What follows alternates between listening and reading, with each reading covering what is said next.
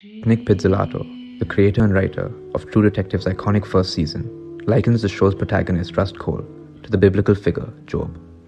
Job and Rust can be seen as two sides of the same coin. Job is a righteous man who finds himself being tested by unimaginable suffering, left with nothing but questions.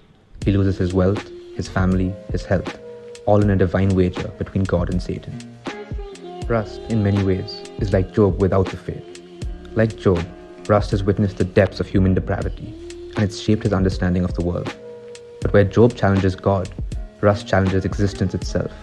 His worldview is steeped in nihilism, a belief that life is a flat circle, a never-ending cycle of suffering and death. But eventually, both men experience something that completely transforms their attitude toward their suffering. For Job, this process comes in the form of God describing to him in great detail the vastness and complexity of things like the foundations of the earth, the boundaries of the sea, the constellations and the behavior of wild animals, highlighting the limitations of Job's understanding of things. For Rust, it's an experience he has moments away from death. He sees his loved ones that he's lost.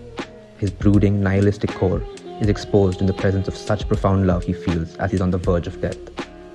He undergoes an experience that doesn't directly address his suffering, but directly transforms the part of himself that renders his suffering meaningless.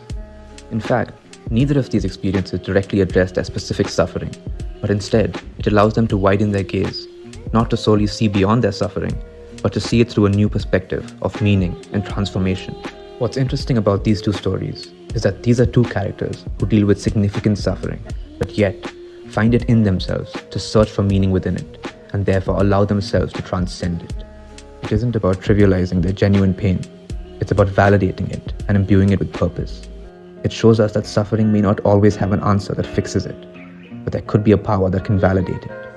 And it's through that validation and acceptance that these two characters find a glimmer, and perhaps even a promise, of meaning.